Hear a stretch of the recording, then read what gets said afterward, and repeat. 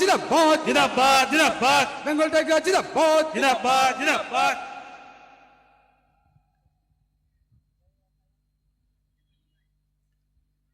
আজকে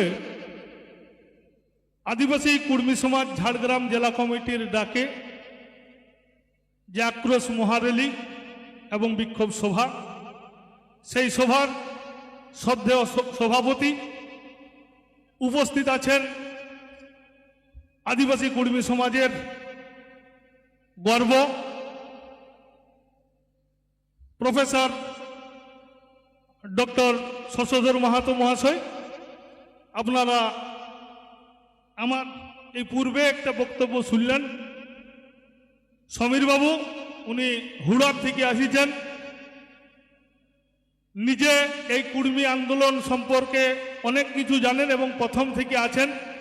তার একটা বৃহৎ ব্যবসাও আছে, তিনি পেট্রোল পাম্পের মালিক, অথচ সেই সমস্ত ব্যবসা বাণিজ্য ছেড়ে দিয়েও সমাজের টানে তিনি এখানে পৌঁছেছেন। ওনার বাস খারাপ হয়ে গেছিল, বাসে করে ওনারা এসেছেন, তো ওনাকেও আরেকবার গড় নমস্কার জোহার। আর আপনারা মা কাকি জেঠিরা যারা রাজ্য সরকারের বিভিন্ন স্কিমকে উপেক্ষা করে শুধুমাত্র এই জাতি সত্তার টানে এখানে এসে উপস্থিত হয়েছেন, তাই আপনাদেরকেও নতমস্তকে প্রণাম জানিয়ে আমি দু চারি কথা বলব। করম আমাদের পেইধাইল, কালকে আমাদের শিক্ষক দিবস গেল, তো এই শিক্ষক দিবসে শ্রদ্ধেয় শিক্ষকদের প্রণাম জানাই। আর প্রণাম জানাই আমাদের এই দীপক বাবুদের মতো শিক্ষকদের, যাদের জ্ঞান, যাদের তথ্য ভাণ্ডারে আমরা এই ভাষণ দিতে শিখেছি। তাই দীপক বাবুকেও আমার পক্ষ থেকে প্রণাম নিবেদন করছি। তো যাই হোক, আজকে আমরা কালা দিবস কেন পালন করছি, করতে কেন হচ্ছে, সেটাই হচ্ছে প্রথম আমাদের প্রশ্ন। তো আপনারা সবাই জানেন যে বর্তমানে যে শিডিউল ট্রাইব লিস্ট কার্যকরী আছে, সেই লিস্টটা শুরু হয়েছিল কবে না 1950 সালের 6ই সেপ্টেম্বর। এই যে শুরু, এই শুরুটা আমাদের পশ্চিমবঙ্গে 7টা মাত্র যাচ্ছিল, আজ 42টা। 1950 সালে পশ্চিমবঙ্গে 7টা জাতি ছিল, লেপচা, ভুটিয়া, মুরু, মুন্ডা, ওরাং, সাঁওতাল আর একটা মিঞ্চ, এই 7টা জাতি ছিল। আর টোটাল ছোটনাগপুরে ছিল 13টা জাতি, তার মধ্যে কিন্তু কুর্মী ছিল। কি 13টা জাতি কখন ছিল? 50 সালে কিন্তু নয়। 13টা জাতি কখন ছিল? 1931 সালে। তো আমাদের 50 সালের 6ই সেপ্টেম্বর শর্তটা কি ছিল আপনাদের প্রথম মাথায় রাখতে হবে। শর্ত হচ্ছে যে আমাদের ভারতবর্ষে সরকার তৎকালীন হচ্ছে ইস্ট ইন্ডিয়া কোম্পানি বা ব্রিটিশ সরকার, আর বর্তমানে কংগ্রেস সরকার থেকে আজ বিজেপি সরকার, সবাই কিন্তু ভারত সরকার। কেউ কালো চামড়ার ব্রিটিশ ছিল, আগে ছিল সাদা চামড়ার ব্রিটিশ, আর এখন যারা পরিচালনা করছে সবাই কিন্তু কালো চামড়ার ব্রিটিশ। ওরা ব্রিটিশই, কেউ কিন্তু আমাদের ভারতের নাগরিক নয়, ওরা ইউরেশিয়ান, ওরা বিদেশ থেকে এসেছে। আর আমরা আদিম অধিবাসী, এই আদিম অধিবাসীকে তৎকালীন সাদা চামড়ার ব্রিটিশরা গুরুত্ব দিয়েছিল। কিরকম? 1865 সালে ইন্ডিয়ান সাকসেশন অ্যাক্ট শুরু হয়েছিল।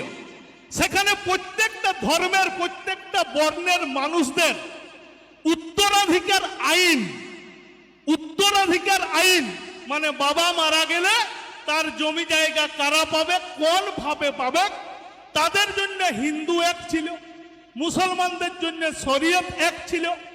কিন্তু যারা আদিম অধিবাসী তাদের জন্য কি অ্যাক্ট থাকবে, এই জন্য সার্ভে হয়েছিল।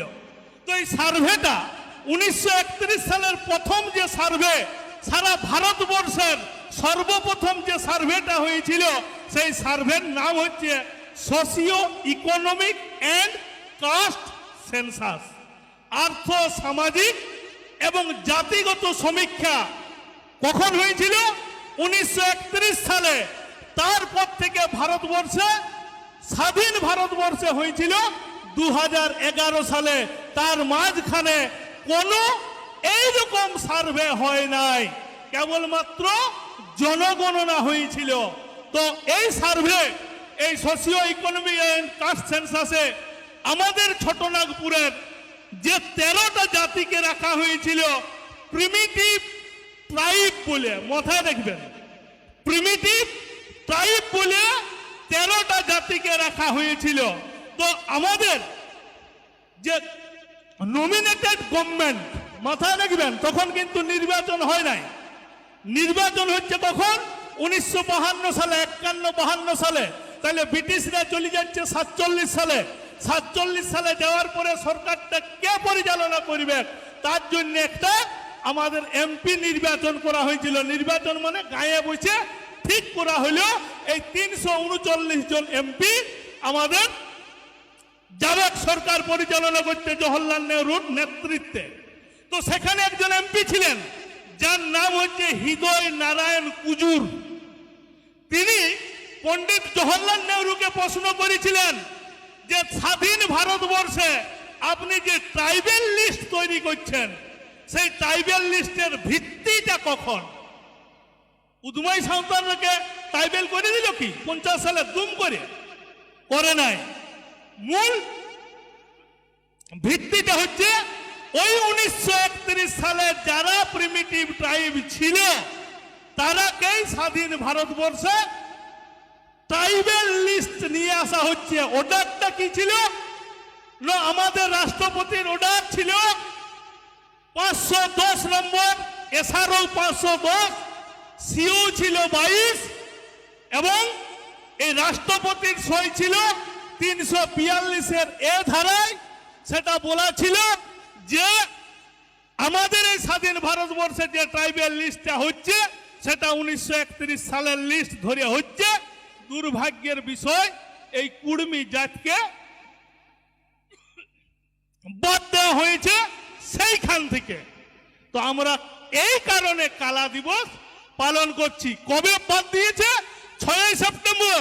যেহেতু জওহরলাল নেহরু বলেছিলেন যে যারা ছিল তারাকে আনা হচ্ছে, কিন্তু কুর্মীকে কোনো অজ্ঞাত কারণে বাদ দেওয়া হয়েছে বলেই আমরা জবাব চাইছি সরকারের কাছে যে কি জন্য বাদ গেছে।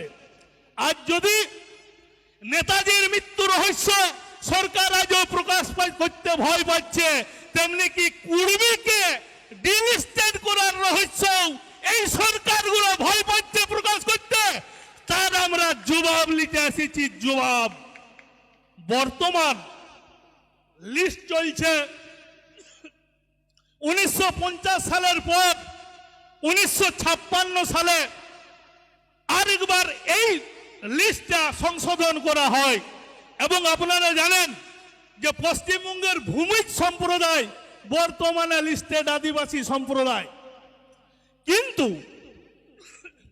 1956 সালের আগে এই জাতিটা, ভূমিজ জাতিটা পশ্চিমবঙ্গে এসটি ছিল না। পুরুলিয়া জেলাকে যখন মানভূম জেলাকে অংশকে কেটে পুরুলিয়া পশ্চিমবঙ্গে অন্তর্ভুক্ত করা হয়, তখন যেহেতু হাজারিবাগ, রাঁচি, মানভূমের ভূমুজরা এসটি, সেই জন্য 56 সালে পশ্চিমবঙ্গে ভূমুজ জাতিকেও এসটির মর্যাদা দেওয়া হয়েছে। ওরা বলছে লিস্টে আর নতুন লোককে ঢুকতে দিব নাই। ভাই, আমরা নতুন নই, আমরা নতুন নই, আমরা আদিবাসী। আমরা আদিবাসীর স্বীকৃতি চাইছি সরকার, যেটা এখনো পর্যন্ত গোপন রেখেছে। তো এই যে 7টা থেকে পশ্চিমবঙ্গে 42টা হলো, কি কারণে 42টা হলো আপনাদের জেনে থাকা দরকার আছে। যে 1965 সালে লকুর বলে একটা কমিটি তৈরি হয়েছিল। এই লকুর কমিটি আইনে বর্তমানে এসটি সংযোজন হচ্ছে, এসসি সংযোজন হচ্ছে। বিয়োজন হওয়ার কথা ছিল, কিন্তু বিয়োজন হয় নাই। এই লকুর কমিটি কি বলেছিল না, লকুর কমিটির যে সংবিধানটা তৈরি করে দিয়েছিল কেন্দ্রীয় সরকারকে, সেখানে 12 কলমে 12 দাগে স্পষ্টভাবে উল্লেখ আছে যে যারা 1931 সালের প্রিমিটিভ ট্রাইব ছিল, যারা 1935 সালে ব্যাকওয়ার্ড ট্রাইব লিস্টে ছিল, খেয়াল করে দেখুন 1931 সালে যারা ওই প্রিমিটিভ ট্রাইব লিস্টে ছিল আর যারা 1935 সালে ব্যাকওয়ার্ড ট্রাইব লিস্টে ছিল, তাদের ক্ষেত্রে কোনো ডকুমেন্টসের দরকার নাই, তারা এসটি হইতে পারবে। বুঝলেন বিষয়টা? লকুর কমিটি বলছে। তাইলে এই লকুর কমিটি আর 5টা ক্রাইটেরিয়া দিয়েছিল যে অন্য কোন জাতিকে যদি এসটি লিস্টে আসতে হয় তাহলে এই 5টা ক্রাইটেরিয়াকে ফুলফিল করতে হবে। 5টা ক্রাইটেরিয়া কি? 1 নম্বরে হচ্ছে প্রিমিটিভ ট্রেড তারে থাকতে হবে, অর্থাৎ আদিম জনজাতি, আদিম জাতি হইতে হবে। 2 নম্বর কি? তাদের ডিস্টিংক্ট কালচার এন্ড ল্যাঙ্গুয়েজ থাকতে হবে। 3 নম্বর হচ্ছে যে এরা জিওগ্রাফিক্যাল আইসোলেটেড এলাকায় বসবাস করবে। 4 নম্বর হচ্ছে কি না, এদের লাজুকতা, shyness of contact with large population, বৃহত্তর জাতিগোষ্ঠীর সাথে মেলামেশার ক্ষেত্রে এদের লাজুকতা থাকতে হবে। 5 নম্বর হচ্ছে এদের ব্যাকওয়ার্ডনেস থাকতে হবে। তো এই 5টা ক্রাইটেরিয়া যদি কোনো জাতি ফুলফিল করে তাহলে সেই জাতিকে এসটি লিস্টে আনা যাবে। কুর্মীর ক্ষেত্রে কি হয়েছে আমি করিনি। 2010 সালে 4 সালে কেন্দ্রীয় সরকার এর কাছে একটা সুপারিশ যায় ঝাড়খণ্ড রাজ্য থেকে যে কুর্মী জাতকে গরমে সারা রাত দমে জলে ভিজে 100টা গায়ে গেছি ছবি তুলতে, লুকায় লুকায় কাকেও বলি নেই। সব গায়ে দেখেছি যে কুর্মীরা সত্যি করম করে না উদমায় আমি মঞ্চে ভাষণ দিই। তো দেখিলাম সব গায়ে কুর্মী করম পরব করছে, তো সারা রাত ভিজেছি, গোলাটা এমনিতে খ্যাস খ্যাস করছে। পরের দিন আরো রায়পুরেও রাত 2টা পর্যন্ত ছিলাম। তো যাই হোক, আমি যে বিষয়ে ছিলাম যে 2004 সালে কেন্দ্রীয় সরকার 3টা রাজ্য সরকারকে চিঠি করেছিল, 4 সালে সুপারিশ অনুসারে কেন্দ্রীয় সরকার চুপচাপ ছিল, কিন্তু আমাদের ঝাড়খণ্ড রাজ্যের এই টাটার একজন অ্যাডভোকেট সুনীল গুলোলিয়ার বা সুনীল মাহাতো, উনি একটা আরটিআই করেছিলেন রাইট টু ইনফরমেশন অ্যাক্টে। সেই অ্যাক্ট অনুসারে কেন্দ্রীয় সরকার বাধ্য হয়েছিল এই 3টা রাজ্য সরকারকে চিঠি দিতে যে আপনারা এই কুর্মী জনজাতি এসটি আছে কি না আপনারা সার্ভে করে দেখুন। এই রাজ্য সরকার, পশ্চিমবঙ্গ রাজ্য সরকার বাধ্য হয়েছিল এই কুর্মী জনজাতির উপরে সার্ভে করতে। যে যাকে সার্ভের দায়িত্ব দেওয়া হয়েছিল তার নাম হচ্ছে সিআরআই, আর ঝাড়খণ্ডে যাকে সার্ভে করতে দেওয়া হয়েছিল তার নাম হচ্ছে টিআরআই। এই সিআরআই এবং টিআরআই এই দীপক বাবুদেরকে দেখিলে ভয়ে কাঁপে। জানেন, ইনাদের কাছে এত নলেজ, এত জ্ঞান আছে, এত ভান্ডার আছে, ইনারাকে দেখিলে ভয়ে কাঁপে। তো সেই সিআরআই রিপোর্ট তৈরি করেছিল দাদা। এই সিআরআই রিপোর্ট প্রথম রাজ্য সরকারের ট্রাইবেল দপ্তরে যায়। ট্রাইবেল দপ্তরের তৎকালীন সচিবের নাম হচ্ছে এসকে থাড়ে।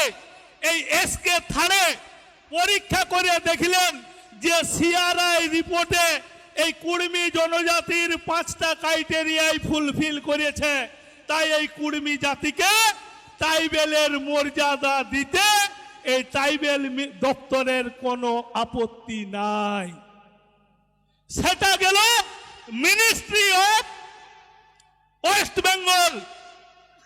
এই ওয়েস্ট বেঙ্গল মন্ত্রিসভায় সেটা পাঠানোর পর মমতা ব্যানার্জি মন্ত্রী পরিষদকে ডাকিলেন, দেখুন এই কুর্মীদের বিষয়টা কি করা যায়।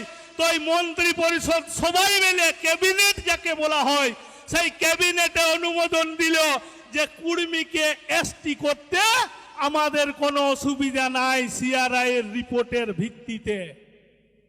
মমতা ব্যানার্জি নিজে পঠন পাঠন করে দেখলেন এবং নো অবজেকশন দিলেন। যেমন আপনার গায়ে একটা ব্রয়লার ফার্ম করতে গেলেও প্রধানের নো অবজেকশন সার্টিফিকেট দরকার, আমাদের ওই 342-এর এ এবং বি ধারায় পরিষ্কার উল্লেখ আছে যে রাজ্য সরকারের নো অবজেকশন দরকার এবং 42-এর বি ধারায় ওই গভর্নমেন্টের সাথে গভর্নরের সাথে আলোচনা করে রাষ্ট্রপতি সেটাকে অনুমোদন দিবে। এই অনুমোদন দেওয়ার মাঝখানে কতকগুলো পদ্ধতি আছে যেটা ডক্টর শশধর মাহাতো আপনাদের সামনে বললেন। তো আমি সেটাকে আরেকবার রিপিট করছি। এই চিঠিটা এবং এই সিআরআই রিপোর্টটা প্রথমে যায় আরজিআই রেজিস্ট্রার জেনারেল অফ ইন্ডিয়া। এই রেজিস্ট্রার জেনারেল অফ ইন্ডিয়ার কাছে যাওয়ার পরে সেখানে যদি পাস করতে পারত ওই কাগজগুলো তাইলে ন্যাশনাল ট্রাইবাল কমিশনে যেত। এই ন্যাশনাল ট্রাইবাল কমিশন অনুমোদন দিলে সেটা লোকসভায় যেত। লোকসভায় সেখানে ভোট দিয়ে যদি কোনো অভিযোগ না থাকতো তাহলে সেটা সরাসরি রাষ্ট্রপতির কাছে যেত এবং সেখান থেকে পরের দিন থেকে সব কুর্মী এসডি অফিসে লাইন দিয়ে এসটি সার্টিফিকেট পেত। কিন্তু ফেল করল কুর্মী। কোথায় ফেল করলো? আরজিআই এর কাছে। আরজিআই বলল আপনার আধার কার্ডে SANJOY আপনি লেখেন আর ব্যাংকের অ্যাকাউন্টে আছে SANJAY, এই দুই সঞ্চয়ে মিল হচ্ছে নাই। আপনি হয় আধার কার্ডটা ঠিক করে আনুন, নাইলে কাল থেকে ব্যাংকে টাকা তুলতে পারবেন না, আধার কার্ডের লিঙ্ক হবে নাই। কে বলল? আরজিআই। কাকে বলল? না, আমাদের যে ট্রাইবাল দপ্তর আছে SK থাড়ে, সেই SK থাড়ে সচিব তার কাছে আসার পরে তিনি কি লিখলেন যে তিনি চেষ্টা করলেন এই কুর্মীর ফার্দার কমেন্ট অ্যান্ড জাস্টিফিকেশন তৈরি করার। আমরা রেল টেকার পর প্রথম সেখানে আমাদেরকে ডেকে যাওয়া হয়, আমাদের নামে বহু দুর্নাম দিয়েছিল সেই সময়। কিরকম দুর্নাম দিয়েছিল? না, এরা রেল টেকিল হেমাশুলিয়ে, ঝাড়গ্রামেও তো এসডি অফিস ছিল, তো মিটিং করতে কলকাতা যেতে হইল, কারণ পিছনে এসডিও লেখা ছিল। আমরা যে হলটাই মিটিং করছিলাম কিন্তু সেই সমালোচকরা জানেই নেই ওই হলটার উপরটা হচ্ছে ট্রাইবাল দপ্তরের সচিবটা, ওই SK থাড়ের হেড অফিস ওই কমিউনিটি হলে হয়েছিল বলে আমাদেরকে দমে দুর্নাম দিয়েছিল।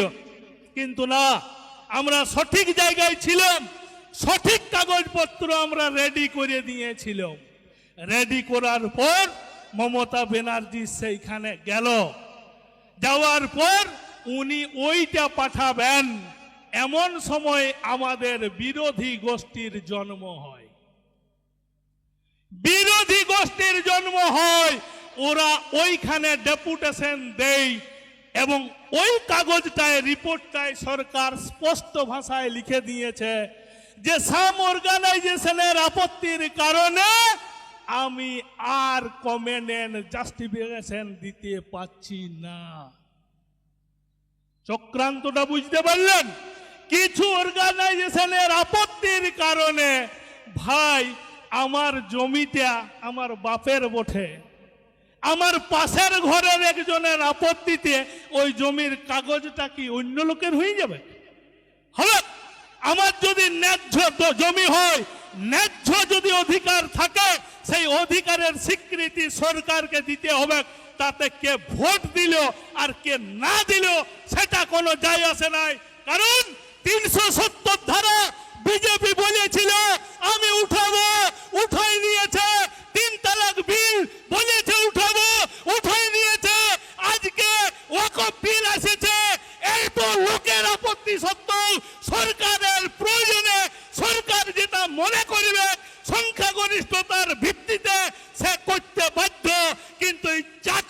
সরকার কিছু লোকের ভোটের কারণে আমাদেরকে আপত্তি করছে। না বন্ধু, আপনারা যাদের কোথায় আপত্তি করছেন তারা এক একটা লাল ঝান্ডার দালাল বটে, মনে রাখবেন। আমি এইখান থেকে বলছি, তারা সকলে সিপিএম পার্টির একটা একটা নেতা, বাই নেমে সবাইকে বলতে পারি, কিন্তু আমি এইখান থেকে নাম বলবো না এই মঞ্চে। যে লোকটা বলেছে আমার ঘরে আদিবাসী সংগঠনের 3টে অফিস চলে, সেই লোকটা রাজকাশের আসামি ছিল, ওকে তৎকালীন সিপিএম এর বনমন্ত্রী সেই মামলা থেকে উঠায় নিয়েছে।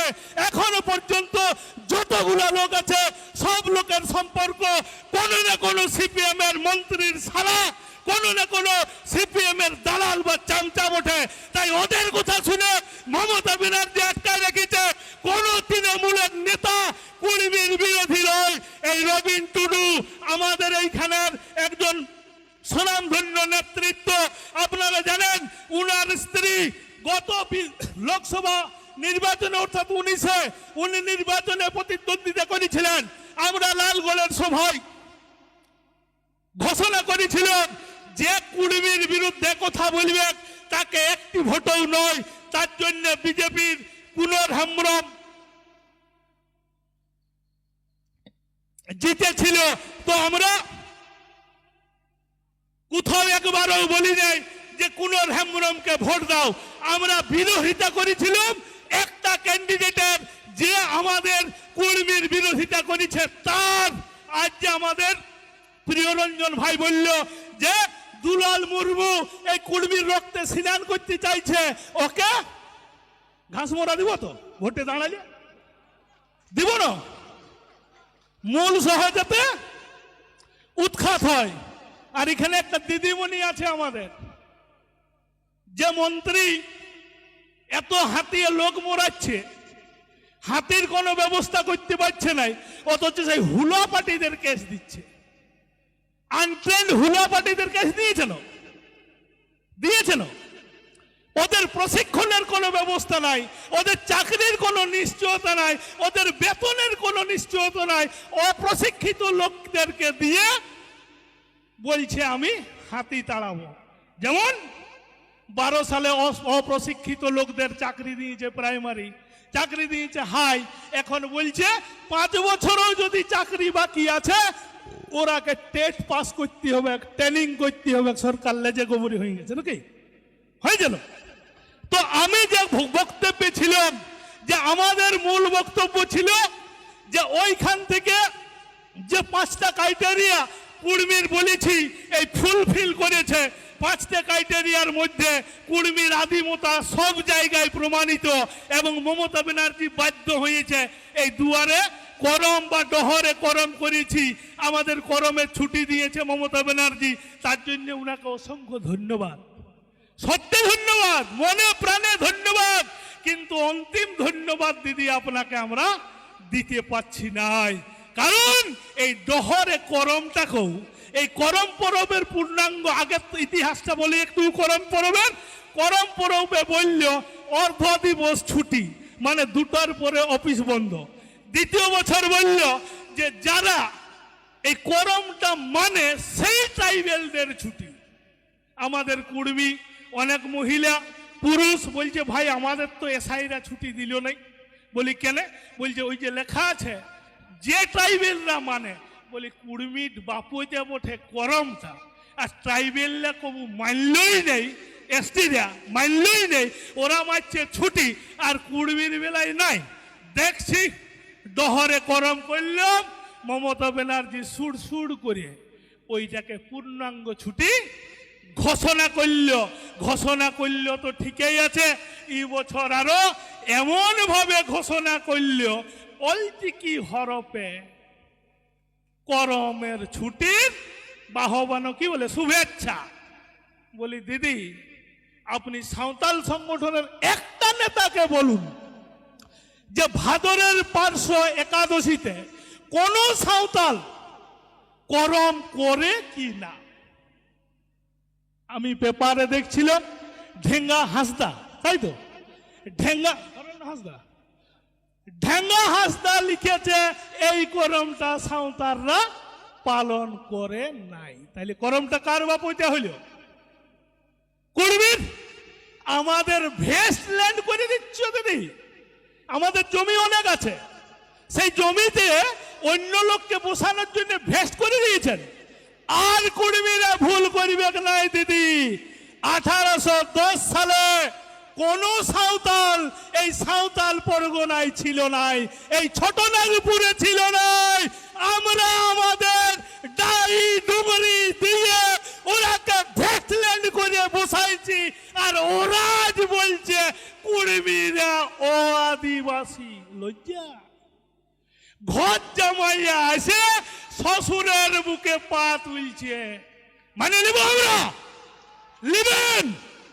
এই ঘর জামাইয়াদের কাছে আমাদের সার্টিফিকেট নিতে হবে। এরা হচ্ছে মাইগ্রেন্ট লেবার। শিকার করতে করতে কোন ঝুড়ে লুকায় আসে গেছু ভাই, আর আমাদেরকে এসে হুমকি দিচ্ছ কুড়মিকে এসটি করা চলবে না। এরা ও আদিবাসী, এরা ক্ষত্রিয়। এ ভাই আমি ক্ষত্রিয় হই, হিন্দু হই, বাঙালি হই, উর্দু হই, তোর বাপের কি? আমি যেটা ইচ্ছা পড়ব, যেটা ইচ্ছা খাবো, যে ধর্ম পালন করার ইচ্ছা পালন করব, তোর বাপের কিটা? তোরা হাজার হাজার খ্রিস্টান হয়েছ, বলি নাই তো? সব খ্রিস্টান এসটি সার্টিফিকেট নিয়েছ, বলি নাই তো?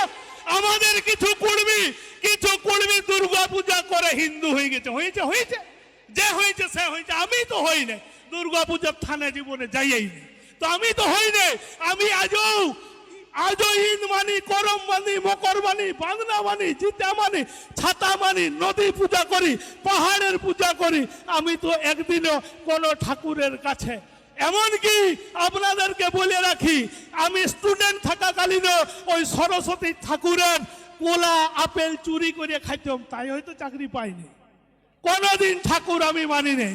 আমার বউটাও এসে আছে, আমার দোকান আছে, আমি কোনোদিন ধূপ জ্বালিনি, কোনদিন ধূপ জ্বালি নেই। এইরকম আমি নাস্তিক লোক বটি, লোকের দেখে দেখে গোরাম থানে যাই, বুঝলেন না? তো আমাকে ওই ধর্ম কর্ম বুঝাবেন নাই। ওই পরিষ্কার বলা আছে বিডিও সাহেবদের অফিসে, যারা ট্রাইবেল অফিসার আছে, সেই ট্রাইবেল অফিসারদেরকে বলা আছে কোন এসসি কোন এসটি যদি হিন্দু না লিখে ইচ্ছা মতো ওর পছন্দ মতো ধর্ম লিখে, তা ওকে এসসি বা এসটি সার্টিফিকেট প্রদান করতে হবে। এইটা অফিসারদের কাছে আছে, জেনে নেবেন। আর আমরা হিন্দু হই, আর ক্ষত্রিয় হই, আর শিবাজির বংশ হই, আর রঘুনাথ মাহাতোর বংশ হই, তোদের দেখার দরকার নাই। আর আমরাকে হিন্দু শুধু দেখাই নাই, তোরা তো হিন্দু দেখাইছিল। এই আদিবাসীরাকে যদি হিন্দু না দেখাইতো, মনে রাখবি আজকে তোরা সবাই পাকিস্তানে থাকতিস। এই ছোটনাগপুর থেকে পাকিস্তান নিব বলেছিল, কারণ এখানে হিন্দুর পরিসংখ্যান 13%, আর মুসলমানের পার্সেন্টেজ ছিল ছোটনাগপুরে 14%। এই 13 আর 14 বাদ দিয়ে বাকি সবাই ছিল আদিবাসী। এই আদিবাসীদেরকে হিন্দু দেখায় তখনকার দিনে শ্যামাপ্রসাদ মুখার্জির আমল থেকে হিন্দু দেখায়। এই ছোটনাগপুর এলাকাটাকে আমাদের ভারতবর্ষে রাখা হয়েছে, নাইলে পাকিস্তান জিন্দাবাদ করতে হইতো সবাইকে। মনে রাখবেন, এটাও একটা জায়গা বটে। দীপক বাবু এই কলমগুলো বললেন নাই, বললে ভালো লাগতো কারো। তো এই পরে আমি যেটাই যেতে চাইছি, এখন আমাদের এই যে ক্রাইটেরিয়া ছিল, উল্টা জায়গায় চলে যাচ্ছি। এই ক্রাইটেরিয়ার যে প্রিমিটিভ ট্রাইব আমাদের আছে, ডিস্টিংক্ট কালচার এন্ড ল্যাঙ্গুয়েজ, কালচারের মধ্যে করমটাও একটা পড়ে। আর কিছু মহান নেতা আছে, জানেন না? ওই যে বললাম সিপিএম এর দালাল ছিল, ওরা এখন আর সিপিএম পার্টিটা নাই, তো উঠতে বসেছে। তো ওরা কি করে দালালি করবে? তাহলে সাঁওতাল সংগঠনের ওরা হেড হয়েছে। রতনলাল হাসদার নাম শুনেছেন? দুটা বউ করে 3 নম্বর বউ করতে যাই ধরা পড়ে কিছুদিন জেল হয়েছে। মাস্টার বটে, ভদ্রলোক, ঠিক আছে? সে কি বলছে, কুড়মি আলী বলে কোনো ভাষা নাই। কত বড় মহান পণ্ডিত! আর একজন ধনঞ্জয় সর্দার এখন নীলবাতি গাড়ি চলে। সিপিএম এর সাথে ওর ভালো সম্পর্ক। আমি সিপিএম দলটা করতাম, আমি জানি কে সিপিএম এর বটে। সিপিএম দলটা ওদের থেকে আমি বেশি মন নিয়ে করতাম। আমি ভালো করে জানি এই ধনঞ্জয় সর্দার বলি, হ্যাঁ কুড়িমে আলী বলে কোনো ভাষা আছে। কত বড় পণ্ডিত, প্রাইমারি স্কুলে 30 ডিভিশনে পাস করে এসটির সার্টিফিকেট নিয়ে সেখানে চাকরি করে ও বলছে কুড়িমে আলী নামে কোনো ভাষা নেই। এইখানে সবাইকে বলছি, এইখানে ঝাড়গ্রাম বিশ্ববিদ্যালয় আছে, কুড়িমালি পঠন পাঠন হয়, হয় ছেলেমেয়েরা পড়ে তো। তাহলে বিশ্ববিদ্যালয়ের চ্যান্সেলর থেকে মহান পণ্ডিত ওইগুলা। আর কি পুলিন বিহারী বাসকে সিপিএম এর দুর্দণ্ড প্রতাপ নেতা এবং এই ঝাড়গ্রামের এমপি ছিল।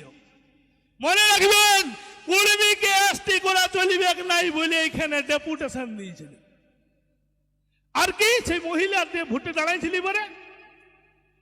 এবারে ভোটে সিপিএম এর যে দাঁড়াইছিল, হ্যাঁ সোনামণি কি ভোটে জানি নাই, ও ছিল, ছবি আছে, ফুটেজ আছে আমার কাছে। বলছে না আমরাকে ভুলাই নিয়ে গেছে। তো ভুলাই তো নিয়ে যাবে কে, কেন যাবে নাই? এই এসটিদেরকে এসসিদেরকে সুযোগ দিতে কেন্দ্রীয় সরকার 7টা বিচারপতির একটা কমিটি গঠন করেছে এবং তারাকে সার্ভে করতে বলেছে যে সার্ভে করুন এই এসটি এবং এসসিদের কি পরিস্থিতিতে আছে। তো ওই 5-7 জনের মধ্যে 5 জন বলছে এসটিদের এসসিদের যদি ডেভেলপ করতে হয় এদের মধ্যে ক্রিমিলেয়ার লাগু করতে হবে। জানে ওরা ক্রিমিলেয়ারটা খায় না মাথায় দেয়, কারণ কি ওরা জানে যে গায়ের লোককে এটা বলা চলিবে নাই। ওই নেতাগুলোর 3 পুরুষ ধরে চাকরি করে ঝাড়গ্রামে, শিলদায়, কলকাতায় ওরা ঘর করে রাখিছে। ওর দাদু চাকরি করতে, ওর বাপ করে, ও করে, আর অন্যান্যরা ইঁদুর তাড়ে খায়। জানেন এই ক্রিমিলেয়ার মানে হচ্ছে ওই যারা চাকরি করে তাদের ছেলে মেয়েদের আর ওই এসটির সুযোগ সুবিধা দেওয়া যাবে না। এইটা সুপারিশ করেছে ওই 5 জন বিচারপতি। আর কি বলেছে, এদের মধ্যে একটা ভাগ করতে হবে, কেবিসিডি। সাঁওতালদের উন্নয়ন হয়ে গেছে, ওকে এ ক্যাটাগরি করুন। সবরদের কোনো উন্নয়ন হয় নাই, একটাও চাকরি পায় নাই।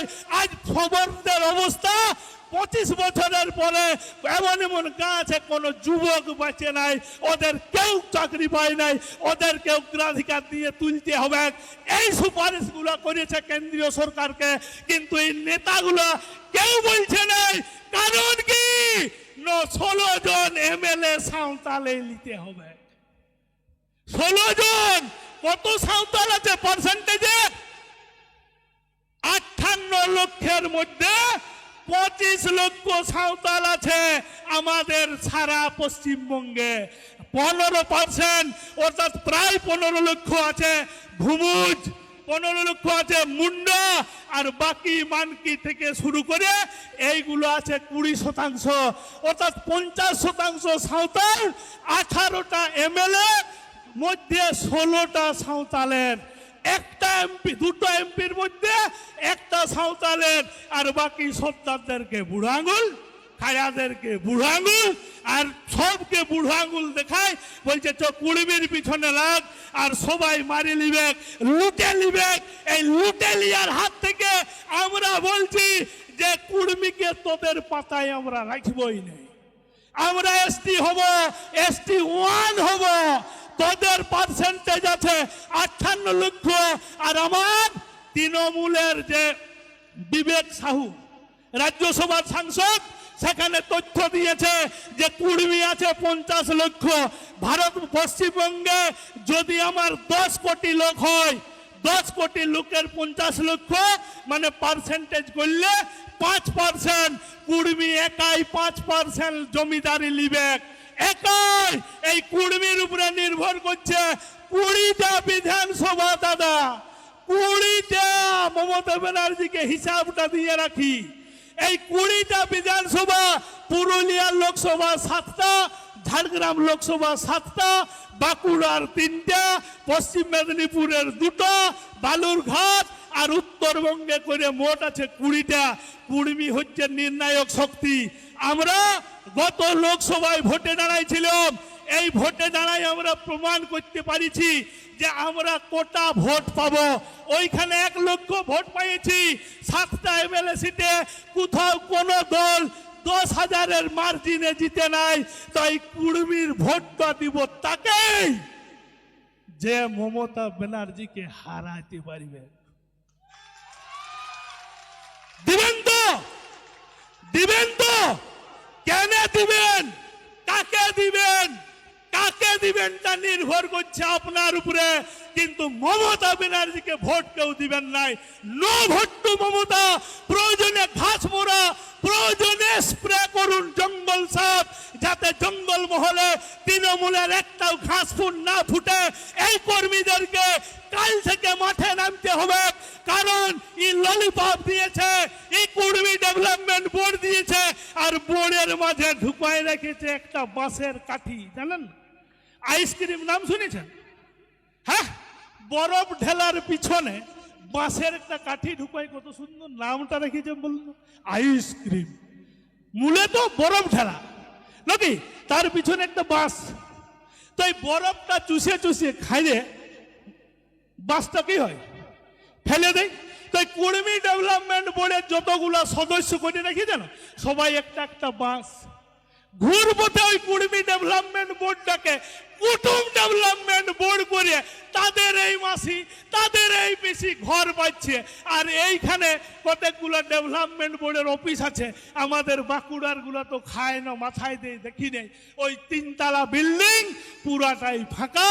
এখন পাইপ লাইন চুরি হচ্ছে, ইলেকট্রিক তার চুরি হচ্ছে, কিন্তু সরকার প্রশাসনের দিয়ার কোনো ক্ষমতা নাই। আর এই ডিএমএসপিদের কি ক্ষমতা সেটা আমি মমতার সাথে 3বার মিটিং করে বুঝে গেছি। মমতার সাথে আমি 3বার মিটিং করেছি। প্রথমবার মিটিংয়ের কথা বললেন এসকে থাড়ে, দ্বিতীয়বারে ডিজি, মুখ্য সচিব এবং মমতার ব্যানার্জির সাথে আমাদের 45 মিনিট গল্পর পর বলছে এরপর আমার আদিবাসীদের সাথে মিটিং আছে, ভাই আসছি। আমি দাঁড়াই প্রতিবাদ করেছিলাম, দিদি তাইলে এতক্ষণ কাদের সঙ্গে মিটিং করলেন? এতক্ষণ কাদের সাথে মিটিং করলেন? কুর্মীকে আপনি কি আদিবাসী মনে করেন নাই? জোড়হাত করে বলল না ভাই ভুল হয়েছে, বসো। আরো 1 ঘন্টা মমতা ব্যানার্জি মিটিং করলেন। সেই মিটিংয়ে উনি কথা দিলেন যে কুর্মীকে আদিবাসী তালিকায় আমি নিয়ে আসব। এইবারটা আমাকে দেখো। আমি বলেছিলাম যে সুরি সম্প্রদায়কে এসসি করার জন্য আশুতোষ মল্লিক, আমার পাশের গা হলুদ কানালি, সেই আশুতোষ মল্লিক আজও সুরি সমাজের কাছে সমাদৃত হয়। প্রত্যেকটা ঘরে ঘরে মূর্তি আছে। দিদি আপনি যদি কুর্মীকে এসটি করে দেন, এই কুর্মীর কাছে আপনি মা হিসাবে, জননী হিসাবে চিরদিন পূজা পাবেন, নচেত আপনার ঘাস আমি উপড়াই দিব। আমি বলেছি। দ্বিতীয়ত বলেছি, এই লোকসভা নির্বাচনে আপনার হারাই যাওয়া 4টা সিট এই সঞ্জয় মাহাতো ফেরত দিবে। না দিতে পারলে কুর্মীকে এসটি করার দরকার নাই, করে দেখাইছি। তারপরে মমতার সাথে আবার মিটিংয়ে বসেছি। এত চাটুকারিতা, এত রাজনীতিবিদ সেখানে বলছে ভাই ডিএমএসপিরা বলার কে এই বিষয়ে? পুরুলিয়ার এসপি সাহেব ডাকে নিয়ে যাইয়ে বলেছিল ভাই এই 2টো বিষয়, signs of conduct, geographical isolation, আমি এই কলমটা লিখে দিচ্ছি, তোমরা মানবে তো? আমি বলি হ্যাঁ মানব। আমি এইটাই যখন মমতা ব্যানার্জিকে বললাম যে ম্যাডাম ওইখানে যে বন্দ্যোপাধ্যায় কি অভিজিৎ ব্যানার্জি উনি যে আমাদেরকে বললেন, বলছে ও বলার কে? আমি কুর্মীকে সার্ভে করিব, তারপর এসটির বিষয়টা ভাববো। মানে আমরা বুঝে গেছি চাটুকারিতা কাকে বলে, নলিপপ কাকে বলে সেটা আমরা বুঝে গেছি। তাই আজকের এই আক্রোশ এবং হুঙ্কার মহারালির থেকে ঘোষণা করছি, এরপর খেলা হবে বিধানসভায়, হবে তো? শুধু খেলা হবে, শুধু খেলা হবে, বজরও হবে, খেলা হবে সাথে বজর হবে। ভাববেন নাই কুর্মীকে বঞ্চিত করে আর কুর্মী বনে যাইয়ে মাওবাদী করিবে নাই, আর বনে যাইয়ে কুর্মীকে কাটিবে নাই। কুর্মী এবার শিখে গেছে মাথা তুললেই যেহেতু জেলখানায় পাঠাচ্ছেন, এরপর আমরা আর জেলখানায় যাব নাই, রেল টেকিব 20 তারিখে। আমাদের নেতা অজিত প্রসাদ মাহাতো বলে দিয়েছেন আগামী 20 সেপ্টেম্বর রেল টেকা হবে। তো রেল টেকা তো হবে কি, এই রেল টেকার পরে আমাদের আন্দোলন শেষ। কোন আন্দোলন করিব নাই, কোন নির্বাচনে প্রতিদ্বন্দ্বিতা করব নাই, একটাই শপথ হবে, no vote to, no vote to, no vote to. গায়ে গায়ে সবাই যাবেন, প্রত্যেকটা বুথে বুথ কর্মী হবেন, প্রত্যেকটা গ্রামে মা কাকিদের মহিলা গ্রুপ আছে, সেই মহিলা গ্রুপের মিটিং করবেন। কেউ বলবে লক্ষ্মীর ভান্ডার দিব নাই, লক্ষ্মীর ভান্ডারটা কোন সরকারের কোন তৃণমূলের পৈতৃক সম্পত্তি নয়। এই লক্ষ্মীর ভান্ডারটা আমি একটা চকলেট কিনি তার 10 পয়সা জিএসটি দিই, 1 লিটার পেট্রোল কিনি তার 22.5 টাকা জিএসটি দিই। আমার টাকায় মমতা ব্যানার্জির মন্ত্রিসভা চলে, আমার টাকায় এই দেশটা চলে, এই পুলিশ প্রশাসন চলে, এই পাবলিক সার্ভেন্ট গুলো চলে। তাই কেউ ভয় পাবেন নাই, এটা সরকারি স্কিম, কোনো ভয় পাবেন নাই। কাকে হুমকি দিবে এই ডিসেম্বরে আবাস যোজনার ঘরটা আপনার বন্ধ করে দিব, একটা কেউ বন্ধ করে দেখাক আমাকে খবর দিবেন, আমার ফোন নাম্বার নেবেন, ওই পঞ্চায়েতকে দেখে নিব এবং সবাইকে জেল খাটাবো। এই বলে সবাইকে আরেকবার গড় নমস্কার জোহার জানিয়ে আমার বক্তব্য এখানে শেষ করছি। জোহার, ধন্যবাদ, জয় গরম।